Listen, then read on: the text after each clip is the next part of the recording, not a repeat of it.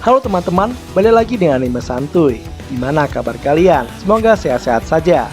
Kali ini Mimin akan merangkum alur cerita dari anime yang berjudul Bloodlet yang rilis pada summer 2013. Anime ini bergenre action, komedi, demons, seinen, supernatural, dan vampir yang diadaptasi dari manga. Bloodlet berlatar tempat di dunia iblis dan ada sedikit unsur isekai-nya. Jika kalian suka dengan video ini, tinggal subscribe aja. Gak usah berlama-lama, langsung aja kita ke alur ceritanya. Kuy kuy, let's kuy.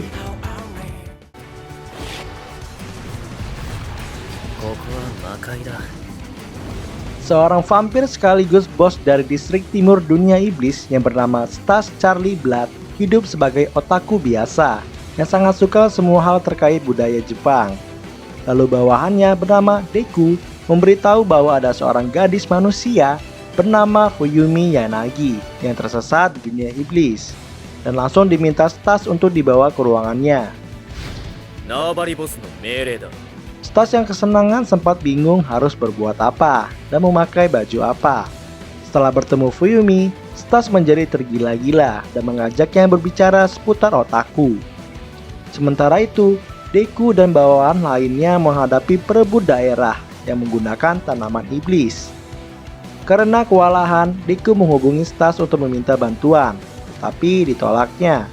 Fuyumi meminta Stas untuk pergi menolong, dan Stas pun pergi setelah menahan hasrat vampirnya akan darah terhadap Fuyumi.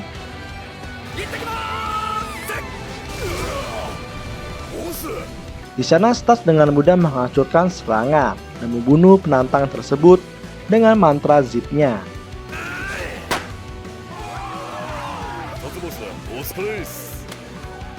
Sekembalinya bersama Deku, tidak disangka Fuyumi telah dimakan oleh salah satu tanaman iblis di sana yang menyisakan tulang belulangnya saja dan membuat Fuyumi berubah menjadi hantu gentayangan, sehingga Stas tidak merasakan lagi sensasi seperti sebelumnya terhadap Fuyumi. Stas kemudian memutuskan untuk menghidupkannya kembali. Setelah menjadi hantu, Fuyumi diperlakukan sangatlah berbeda oleh Stas. Awalnya Stas mencari tahu cara menghidupkan kembali Fuyumi dengan membaca manga. Hingga Fuyumi ingat bagaimana dia datang ke dunia iblis dan membawa Stas ke suatu gang di mana mereka menemukan tirai hitam, sebuah benda sihir tingkat tinggi yang bisa membawa orang kemana saja. Lalu Stas menghentikan Fuyumi yang sempat ingin memasuki tirai itu dan menjelaskan tentang risikonya. Yang ternyata Stas juga sebenarnya ingin mengunjungi dunia manusia.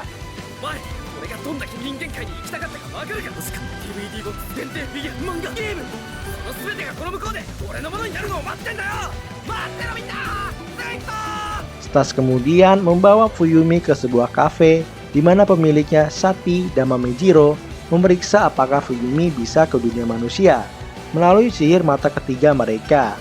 Dan hasilnya bisa, tapi tidak bisa lama-lama karena keberadaan iblisnya yang masih setengah-setengah. Lalu Mamejiro dibuat panik dengan Stas yang ingin pergi ke dunia manusia dan meninggalkan tugasnya sebagai bos dan dikhawatirkan akan menjadi keributan besar akan perebut daerah. Kemudian Deku masuk dengan anggota baru bernama Mimik Yoshida. Mamejiro yang ketakutan akan dampak kepergian Stas akhirnya tenang setelah mengetahui kalau Mimik bisa berubah menjadi Stas dan menggantikan perannya saat Stas tidak ada.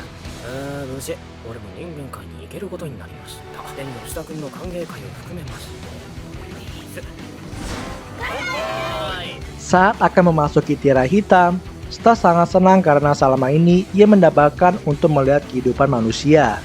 Setelah memasukinya, ternyata tirai hitam itu terhubung langsung dengan kamar Fuyumi. Di sana Stas berencana untuk datang ke sekolahnya Fuyumi.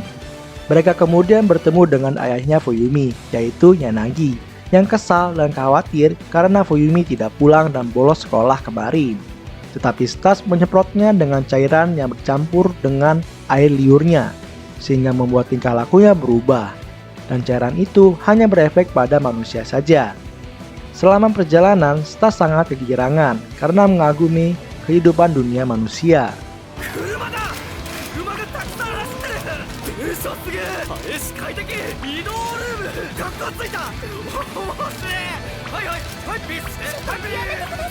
Setelah itu, di sekolah, Stas menyemprotkan air liurnya ke seluruh siswa dan orang-orang sekitar, sehingga membuat mereka tidak dicurigai.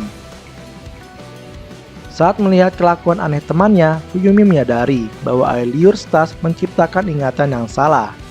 Sore harinya, Fuyumi yang menangis meluapkan kesedihannya dan meminta Stas untuk tidak melibatkan orang-orang di sekitarnya. Setelah itu, Fuyumi terkejut karena sebagian tubuhnya mulai menghilang, sehingga Stas menyuruh Fuyumi untuk menghisap kekuatan sihir melalui darahnya agar bisa pulih kembali.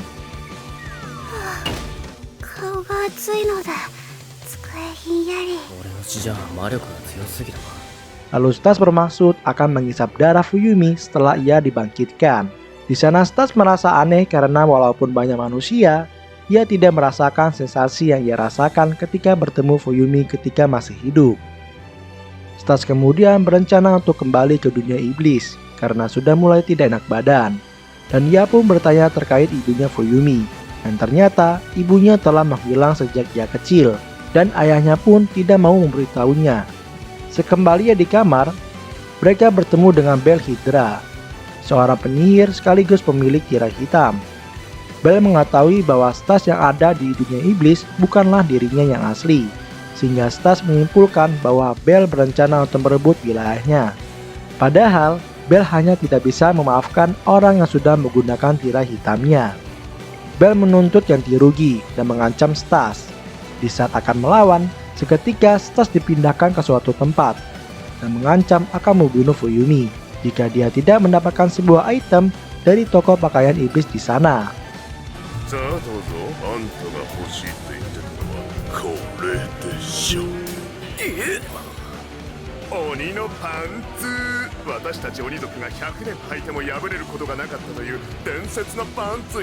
Sementara itu, Bel menjelaskan kepada Fuyumi bahwa ia telah mencari orang yang telah mencuri tirai hitam darinya. Dia beranggapan orang itu pasti memiliki kekuatan sihir yang luar biasa dan berniat untuk menikahinya. Di sisi lain, Stas terlibat dalam pertarungan dengan pemilik toko dalam memperebutkan item itu. Sampai Bel dan Fuyumi muncul dan menjelaskan bahwa Bel hanya menguji Stas untuk mengetahui orang yang mencuri tirai hitamnya. Dan Bel memberitahu satu-satunya cara untuk menghidupkan kembali Fuyumi ada di buku Kebangkitan Manusia yang telah dia jual kepada bos dari distrik barat dunia iblis yang diduga adalah Wolf, teman lama Stas. Di sisi lain, Wolf terus memperluas wilayahnya. Lalu Stas mencoba untuk meminta bantuan Bel, tetapi ditolaknya dan dibuat bonyok terkena pukulannya sendiri. Setelah dikirim ke dunia iblis, Stas mengajak Mami Jiro untuk mencari Wolf di distrik barat. Dari kejauhan, Bel yang masih mencurigai Stas menyembunyikan kekuatannya terus mengamatinya. Lalu Stas dan kawan-kawan pergi naik kereta iblis khusus. Dan di tengah perjalanan, mereka bertemu dengan Wolf dan tidak sengaja menabraknya.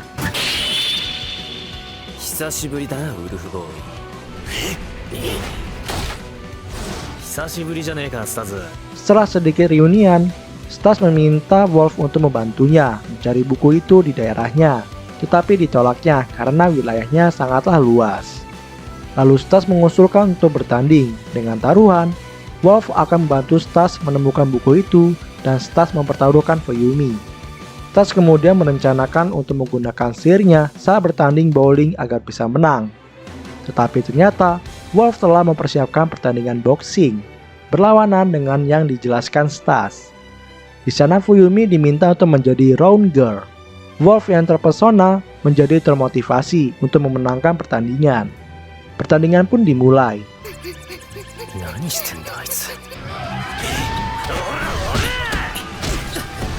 Stas memulai pertarungan dengan taktik clinch.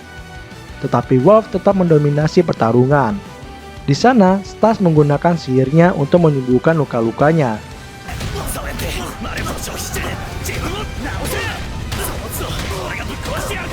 Tapi tidak disangka, Wolf kehabisan sihir duluan dan menyadari bahwa sebelumnya Stas telah menggigitnya saat clinch dan telah menyerap sihir Wolf untuk menyembuhkan diri setiap menerima pukulannya. Saat Stas lebih unggul, Wolf yang emosi berubah menjadi werewolf yang tidak sempurna karena kekurangan sihir. Wolf menanyakan motif sebenarnya Stas dan mulai menggurui motifnya karena hanya ingin menghisap darah Fuyumi setelah dibangkitkan. Hal itu membuat Stas marah dan hampir membunuh Wolf dengan mantra zipnya. Fuyumi kemudian menampar Stas dan menghentikan pertandingan sambil menangis bersamaan dengan datangnya Bell yang memindahkan mereka semua ke gedung lain. Wolf mengungkapkan bahwa Bell adalah orang yang menyarankan untuk mengubah pertandingan bowling menjadi boxing karena Stas bisa berbuat curang, sehingga menyadari kalau mereka hanya diperalat oleh Bell. Bell kemudian datang dan mengakui bahwa dia memiliki buku itu selama ini dan hanya bermain-main dengan mereka.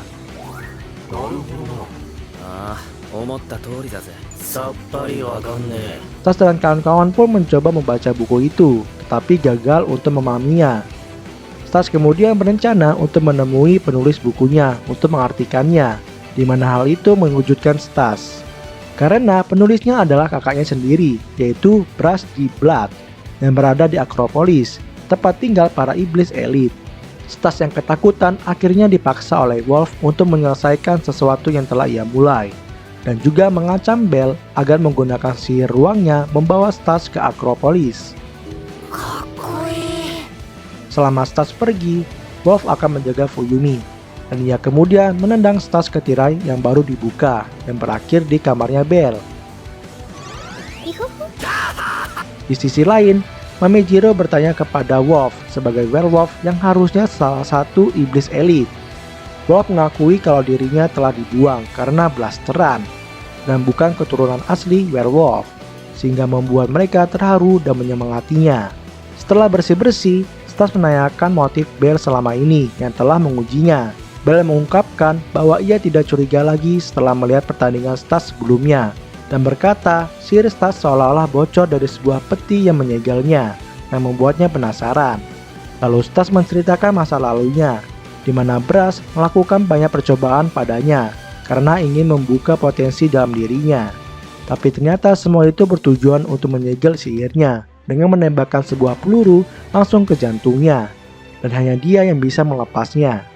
Setelah mengetahui hal itu, dapat dipastikan bahwa Stas bukanlah pencuri tirai hitamnya karena dia tidak cukup kuat akibat kekuatannya disegel. Tetapi Bell semakin penasaran tentang kekuatan sebenarnya dari Stas. Stas yang menolak akhirnya diprovokasi dan dikunci oleh Bell di ruang grid sampai dia berjanji untuk meminta Brass melepas segelnya. Tidak lama, Stas pun setuju dan berkata ketika segelnya dilepas, dia akan menggunakan kekuatan sihir penuhnya untuk mengincarnya. Setelah itu, Bell menraktir Stas makan sushi, dan tumbuhlah benih-benih cinta Bell kepada Stas.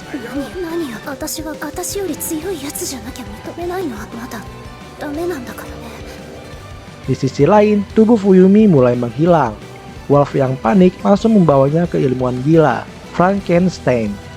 Di tempat lain, Bell telah berhasil membawa Stas ke Akropolis. Di sana Stas memutuskan untuk menyelinap ke kastil Brass, tetapi malah ketahuan oleh adiknya yang bernama Liz di Blood. Setelah terjadi pertarungan kecil, Liz yang tidak mengakui Stas karena pengingatannya menjebloskan Stas ke dalam penjara terbesar dan terburuk dunia iblis yang dikenal sebagai kotak mainan Liz. Di sana Stas menekan tombol mencurigakan di selnya dan dibawa ke ruangan lain. Stas bertemu lagi dengan Liz yang menjelaskan bahwa tahanan dapat pergi kapan saja apabila dapat mengalahkan zombie-zombinya. Zombie Liz dapat dengan mudah mengalahkan Stas, meskipun Stas berulang kali menantangnya.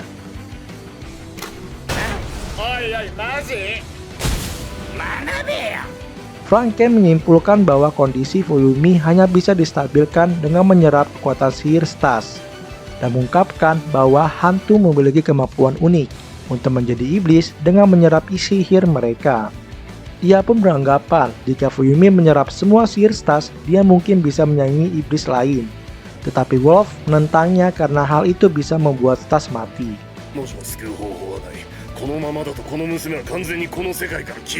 Di Akropolis, Brass akhirnya tahu akan kedatangan Stas yang sudah babak belur dan menyembuhkannya dengan peluru sihir. Stas meminta Brass untuk membantunya memahami isi buku itu, tapi ditolaknya. Liz yang melihat Brass tertawa karena Stas meluapkan kecemburuannya karena selama ini Brass memperlakukannya sangat berbeda dengan Stas. Setelah pertikaian itu, Brass mengusulkan sebuah kesepakatan bahwa ia akan membantunya asalkan Stas mau melakukan apapun yang ia inginkan.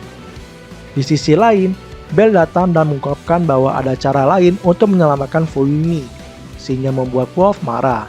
Ternyata Franken berniat menggunakan Fuyumi untuk melawan eksperimen gagalnya yang bisa mengganggu keseimbangan dunia iblis bernama Akim Papradon, seorang iblis buatan yang ia ciptakan menggunakan potongan tubuh dari iblis-iblis kuat yang telah melarikan diri karena ingin mencari bagian yang lebih kuat. Wolf membuat kesepakatan dengan Franken. Jika dia mengalahkan Akim, Franken akan mengobati Fuyumi, dan sebelum itu selesai, Fuyumi akan diberi obat agar bisa bertahan selama setengah hari. Bersamaan dengan itu, Brass sepakat untuk mengajari Stas mantra kebangkitan jika dia membantu mengalahkan Akim. Brass beranggapan dengan Stas yang sekarang bukanlah tandingannya, tapi lain ceritanya kalau kekuatan Stas yang sebenarnya kembali.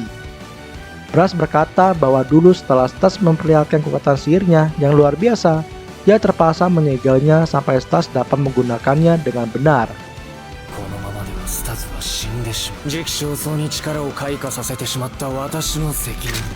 Stas yang menolak untuk melepas segelnya membuat Brass menyuruh zombinya Liz untuk membunuh Stas, hingga ia mau tidak mau harus menggunakan kekuatan aslinya.